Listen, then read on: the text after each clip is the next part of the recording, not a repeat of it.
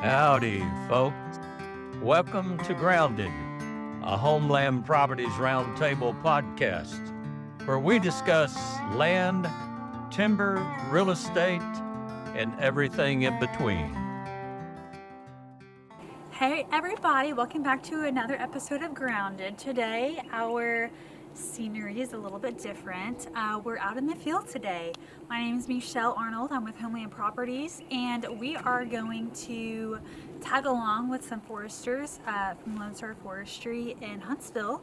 They are doing a prescribed burn today and tomorrow at Spellbottom Ranch. So come along with us. We're going to interview Wayne Pfluger and Joe Pfluger, and Ryan Langley also has some insight and just some really helpful questions that'll help us understand what they're doing out here, why they're doing it, and if you are watching on YouTube, you'll be able to see some of the footage that we got from Lone Star as they're out here at the ranch. So we're super excited that you guys are listening to this episode, and we can't wait to see what you guys have learned from it. And we're just so glad that you made it this far and that you're still following us. We hope you enjoy what we have in store for you. All right, so today we're out on Spellbottom Ranch doing a prescribed burn, which means we've made a prescription. Yeah. And we have a whole game plan of what we want to do and how we want to carry it out. Can you introduce yourself to our audience again? I'm sorry, yes. Wayne Pfluger, Lone Star Forestry. And we're out here with my two sons, Joe Pfluger and Caden Pfluger, as well as Justin Windward. So there's four of us here from Lone Star Forestry today conducting this prescribed burn. So prescribed burn is, like it says, it's a prescription. We set things up. We set up blocks that we want to burn blocks, and then we execute our prescription. So we wait for the right day, the right conditions, the right wind, the right humidity. We are watching a lot of other things. And I'll send you our burn plan where it talks about mixing heights, ventilation rates, and that's about the smoke, how high the smoke will go, how it'll mix and how far downwind it'll go, and then our humidity and our 20-foot winds is what we play with. So what we do is we start on the very bottom of the track. So say we have a north wind, like today we have a north wind, so we started on the south end of these blocks, and we're working into the wind. So we start off with what we call a backfire, so a fire that's lit along the bottom line with the wind blowing across the line. We have to watch that one really closely, and we'll keep widening that backing line out by making some really narrow strips. And once we get in about 100, 200 feet, then we can get a little more aggressive with it. So you have your backfire, which is working into the wind. You have flank fires, which are, if we have a north wind, if you like the east side and the west side, those fires kind of flank in. So we'll try to make a big L or a big U, and what you're thinking, and so that we take off in here, and we're playing the wind. And so what we're doing right now is what we call strip heads, strip head fires. So we're making strips through the woods, and like waves of the ocean, you saw them take off right there, and that wave went. And it's already probably over to the other wave. And so just think of like ripples or waves, and you just keep going and make another wave, and then you keep going and make another wave. And depending on how the fire's doing, you might get wider so that you have longer waves and bigger waves. Or if it's really just blowing up and going crazy, we can get narrower and have smaller waves. And then other things we do is we might just light a spot or two, just a dot every 50 feet or every 100 feet, and that kind of calms things. So that's like throwing pebbles in there, and you just got these little ripples. Just throw a pebble in, rather than a whole wave, you see. Are those dots still going to connect with the whole picture? It's all going to burn. The whole fire. So the goal is to just get the, we're mostly burning the pine straw and the grasses, and some of the quite a bit of the hardwood leaves are burning today too, which is fantastic. But ideally, if we had the fire go across the land and just blacken the ground, just burn off the pine straw, burn off the grass, and actually, if you go out there and you kick that, you kick the ash off, if it's moist and there's still some needles underneath, that's fine. So what the fire is doing is it's going across, and it's top killing a lot of these plants. So what I tell people is fire has been going across this landscape for eons. Yeah. And when white men got here and started stopping the fires, then we started getting all this brush. I have photo books in my office that, are these big pines and there's no brush. It's just grass and pine trees. And you're going, why were the woods so clean? Because they burned. Lightning would strike and the fire would start and it'd go to the river, It'd go across 4 counties until it got to a river or something. Or even the Native Americans knew that it was good to light the woods on fire, and they would light the woods on fire. So what I tell people about the forests that we have is the pine trees we have are here because over the eons they adapted to fire. Yeah. In fact, some of our pine trees, some of our conifer trees need fire to regenerate, to open the cones. There's some coniferous trees have what we call serotinous cones, which means they have to have fire to open, like the sequoias. They have to have fire to regenerate, and so we stop firing the sequoias, and it doesn't happen anymore. Loblolly pine is mostly what we have. We have some short leaf, and then there is long leaf in the area. All 3 of those do not have the serotinous cone, but they have adapted over the years to fire. So what I tell people, or what the way to think of it is, if you were to go up with your fingernail or with a pocket knife and try to scrape a pine tree, you might scrape a little bark. But if you go up to a yopon bush or to a sweet gum, and you just take a little knife blade and you scrape, and you see that green right underneath. You see that green? That's the cambium. If you remember from biology, you got the cambium, and your xylem and your phloem, and that's basically the blood vessels of a plant, and it's just under the bark. So if you remember, every year you can count the rings of a tree, and you can age it. Well, every year that tree is making a ring on the inside with the xylem, and the phloem is on the outside, and that's making the bark. The fire goes through, and your little hardwoods, your yopon and your sweet gum, can't take it. Okay. It girdles them. Right. It kills that cambium. The fire girdles the tree. Your pine trees have a thicker insulated bark, so it doesn't hurt them. Okay? So ideally, all I need is a little fire going across, and it's girdling all of these little brush plants. That's cool. And it will top kill them. Now, what will happen is there's a root system under there, and every plant we top kill, it'll sprout back up.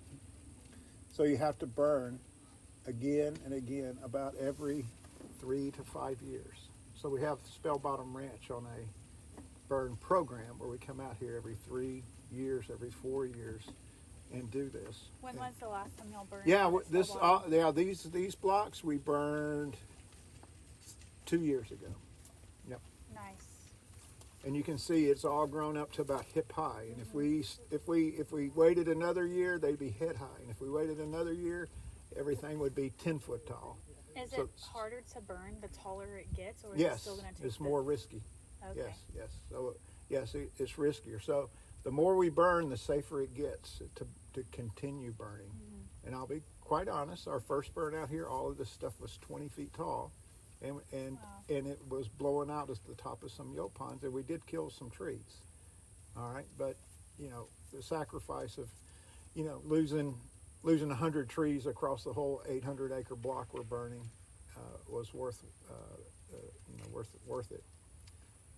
So again, the tree species we have are are here because of the single most, climatic event that happened over the eons, and that was fire.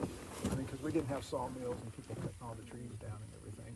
You had hurricanes and you had fire, and that was basically how your forest reacted to that. So top killing all this stuff, and then all the roots, they send up shoots, and we get green sprouts coming up. And what's great about that is the deer love it. The turkeys love it. They love those little green sprouts coming up. And they're really young and tender and have a lot of nutrition. Or if you think about it, I always tell people, if that yopon bush is 10 feet tall, the deer can't reach it, right? Mm-hmm. And they like the young, tender growth. I mean, they love yopon, and they love oak when it's just sprouting out and you have that little bit. So, number one, it's really great for the wildlife. The wildlife will be coming in here and finding all the little stuff to nibble on with us. Everything will start greening up in 2 or 3 weeks. Second, this is the best deterrent to a catastrophic wildfire you can have. We're burning off all the fuel. Right. So this place will be safe for 2 or 3 years, Even if a wildfire came in here, in this area we didn't, before today, it wouldn't be terrible, It wouldn't, where 3 years ago it would have topped out these trees and just taken out the whole forest. So I think number one is a great insurance policy so we don't get a bad wildfire. It's great for the wildlife.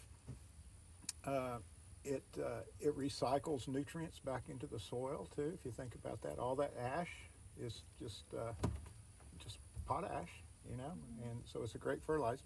And then I always say too, like we're trying to favor our mature trees out here, our pine trees, and even our bigger oak trees. And if we can set that brush back so that it's not taking up the nutrients and water, but that tree that I really want to do well is getting the water and nutrients, then great, yeah. So healthy forest, fire deterrent, great for the wildlife. Aesthetically, you can just see through your woods. You can. It's not all brush. It's not all brush. I mean, I'll be honest, when we first burned this little spot right here, you couldn't see 10 feet in there, So it's really opened it up so aesthetically. And, just to be able to work the woods, we mark timber, we have loggers come to tracks that we do burning and everything, and I think they do a better job just because they can see what they're doing, and we can see what we're doing and do a better job too. So y'all are out here burning for 2 days. Is that pretty typical for certain tracts of land? Yeah, so I have 5 people at our company, and we can do 1,000 acres in a day, but it's got to be just right. So a first burn, really bad brush, and really nasty. I mean, sometimes if we get 150 acres done, that's fantastic. So I'll just say the first time we were out here, and I'll share my map with you. We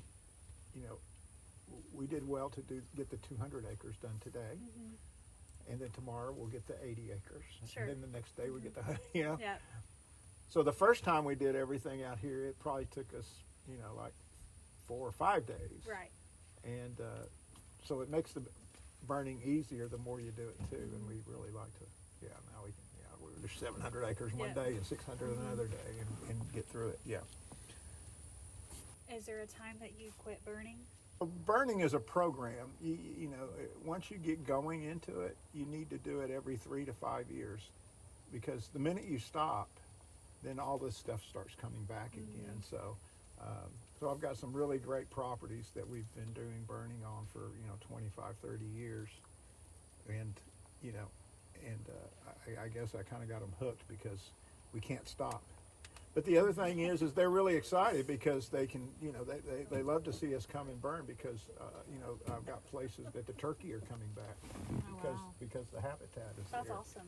Yeah, and the deer are doing much better, and just everything's, the ecosystem's back in sync because this is what it's. I mean, people are so scared of fire. Smokey Bear's done a good job of, making us very aware of fire and fighting fire, but it kind of throws our ecosystem out of balance. So we do these prescribed burns through the understory. So we're burning in the woods, basically in the winter and spring. We pretty much kick off the Monday after Thanksgiving, and we'll burn through mid-May. So does understory mean it's just in the woods? Right, right. If it wasn't in the woods, what would it be called? Well, we have pasture burns, Okay, and we have okay. range burns, prairie burns, yeah. And we do burn in the summertime to clean up the debris if we're reforesting. So an area we're going to plant, and there was like a logging job, we might do that. But you know, we'll do pasture, prairie burns in the winter too, when that grass is brown and dead. Burn it off; it'll come back greener than it ever was. But we do this because you know, the temperature needs to be just right. Once it gets above 85 degrees, we can start hurting the trees pretty bad. You know. Now, back before the settlers got here, you know, the woods burned year round. Right. But it was so clean and open, and the trees were so big and so tall, and you know, if it burned in August, it was only, you know, going 6 inches high. Yeah. But we basically burn, December 1st through mid-May, and it just gets to a point where it's getting too warm, and things get too green. Right. It just doesn't do as well. Because what's carrying this fire is, you know, the pine straw and the cured out grasses and everything. But to be honest, our best burns are when things green out. So our best burns, here when we get into April and into May, just think of this, a little sweet gum tree's greening up, and then you put that fire around the base of it. Yeah, it doesn't like that. So, in the state of Texas, outdoor burning, the way the statutes are written, outdoor burning is prohibited. Except for, and then they make all these exceptions, okay? Ceremonial fires, cooking fires, burning for agricultural purposes is exempt from that. So, you as a landowner, you as a rancher or farmer, you can burn your own place. You can burn. You know, there's by statute, you're allowed to burn for agricultural purposes. Now, how many people have the savvy and the know-how and the experience to just go light their pasture on fire or light their woods on fire? So it does take a little bit of knowledge and experience. You can burn your own place for agricultural purposes, or there's a group of people that are certified by the state of Texas.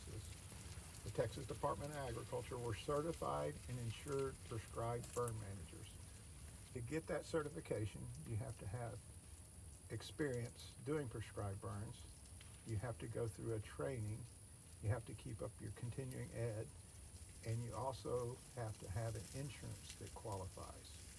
The key, all of those are really essential, but that insurance is really essential because by statute, when you have a certified and insured prescribed burn manager burn your place, as a landowner, all the liability goes off of you, and it's on the burn manager. Right. Okay?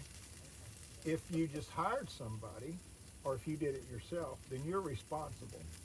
Okay? So if you decided to burn your woods and something happened and it got over on the neighbor's place, you're responsible. Right. If you just hired somebody, and there's people out there that do burns because you can hire somebody to burn your place. Sure. And if something happens and it gets on the neighbor's place, of course they're responsible, the person doing the burning, but you as a landowner are too.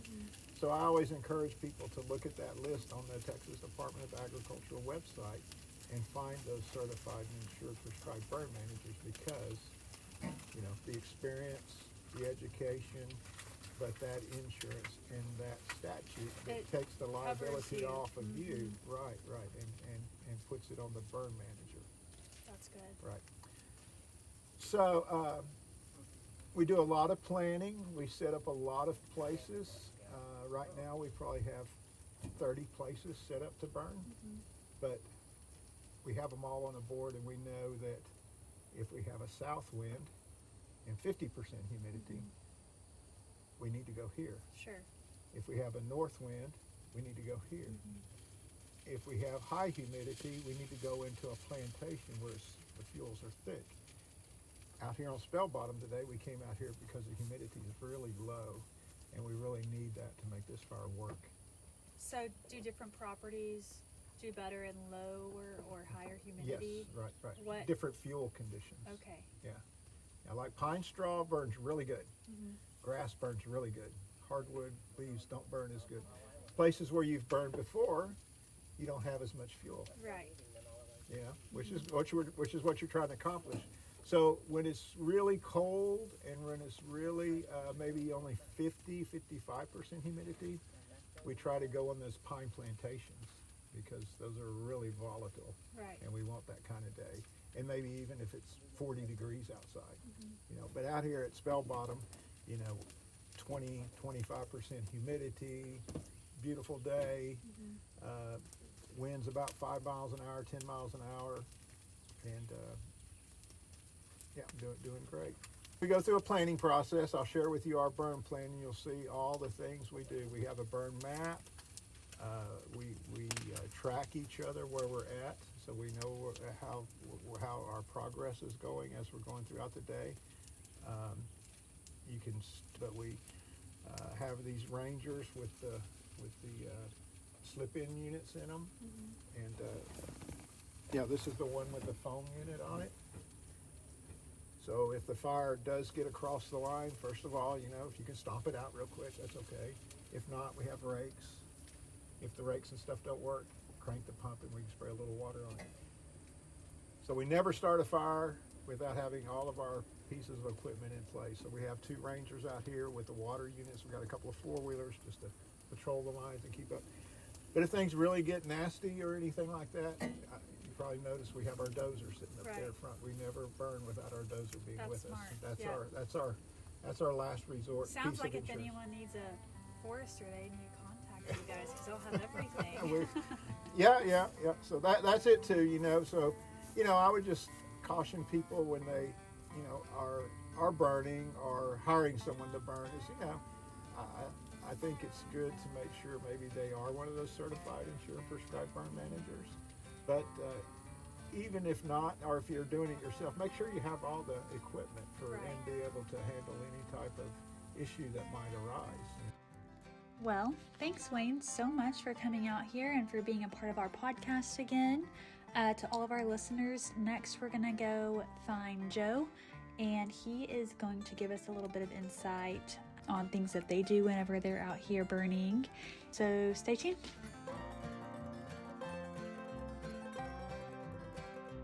Well, hey Joe, welcome back. We're just going to hop right into it. What kind of devices or things do y'all use when you're out in the field to keep in contact with each other whenever you're out here burning? We all have walkie-talkies that we use, chest harnesses that we hope to not lose in the woods whenever we're walking through some thick brush. We don't have any code names or anything crazy. When we're walking through the woods, we'll communicate some what the fire is doing. If the intensity is too high and we need to put less fire on the ground, we'll say so. When we're coming towards each other through the middle of the woods, something that a lot of people don't know because they've never done before. An old forester thing is called feeding. Feed at someone. So I like to describe it as echolocation, things like dolphins and sonar. Right. I can't see you because I've got a big wall of brush through here, but I know you're somewhere around there somewhere. I see your smoke coming at me. We should be coming at each other about at the same width from the last line of fire. So you're trying to keep your spacing good. But as soon as I see some smoke and I know someone's coming at me, you hoot at someone. And then everybody's kind of got their own hoot. And if I hoot out there, everybody knows what mine sounds like. Everybody knows what Katie sounds like. So that's unique in a way.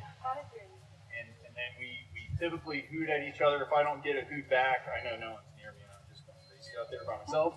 If I get a hoot back to me, I know that guy, you can kind of tell, echolocate where they're going to be coming from. And then as you start getting closer, you might hoot at each other another time or two. And then you see each other and then you're off, you cross, keep going. As far as communication around the perimeter of the fire, that's probably more important. What's the fire doing on the line, especially where the fire's blowing across, where the smoke's blowing across. We need to know if it's safe or not safe. So a lot of times we'll have people going through the woods lighting on fire, but then someone on the perimeter riding. Maybe not all the time, but whenever it's dangerous, we feel like we need to have somebody on the line.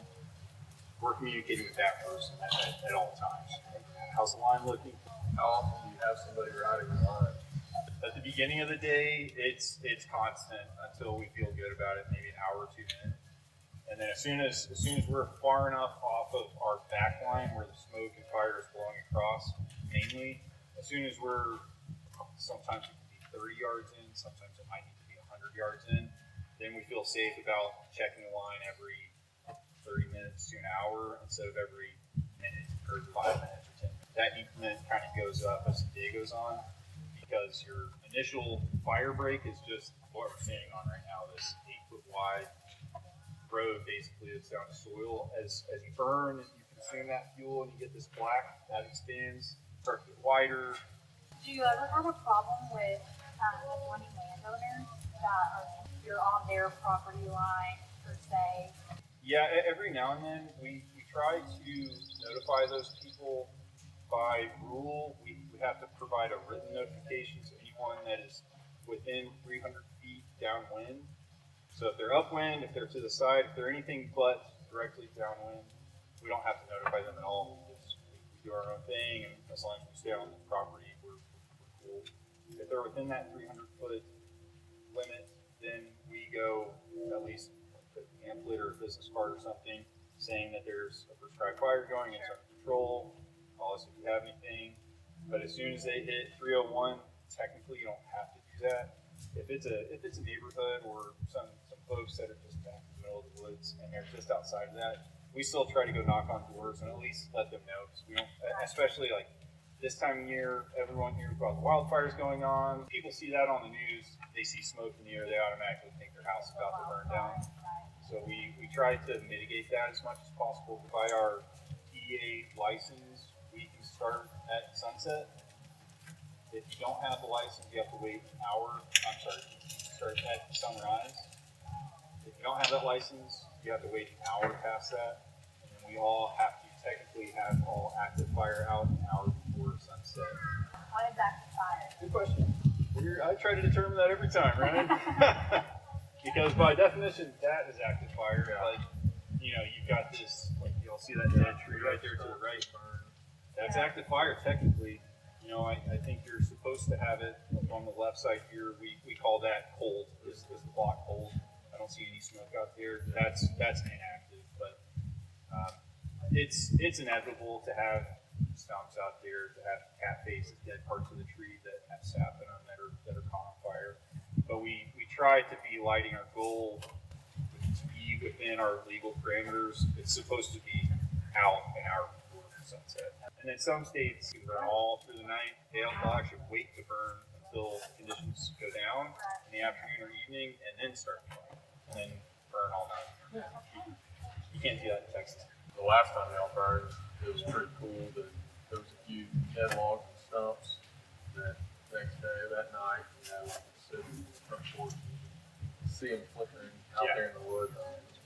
In the dark, it's crazy how many embers you see going into the air, and especially when you're on a line at night, and you see how many embers are going onto the other side that it's not supposed to catch, and it's catching, or they're going over there, but nothing is catching on fire. It makes you think about it during the day because that's happening all day, every single burn. But yeah, you can't see it, and you're just watching to see if anything lights up. You try to run deer out if you see them. Yeah, they get out of there naturally. All the big animals get out of there. Some of the little guys just can't make it. Like this time of year, box turtles are everywhere. They're these little brown turtles. I think they can get up to like 80 years old. But it's common for us to chase deer out just because of how we burn. Like if you're burning in a block and you're starting on one side, working all the way to the other side, you'll naturally just push them as you're coming across. But you have to look out for going through the woods is one of those deer coming at you or hogs coming at you. That happens every now and then. Dad actually had a time years ago, we were burning outside of Trinity, and there was some really thick yopon going, and he got kind of in a corridor where there's a good alley to walk down. So he's going down that, and this buck comes out of the brush basically, and that was its only alley to get out of the fire too. It charged Dad.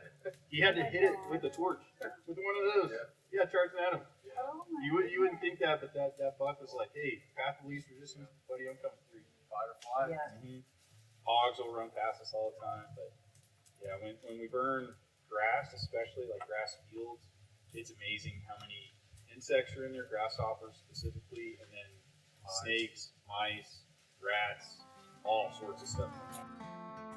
Thanks, Joe, for all of your knowledge and sharing all this with us and coming back on the podcast. This is your second episode with us. Yeah, thank you. Thanks for having us. Yeah, thank you so much. Yeah.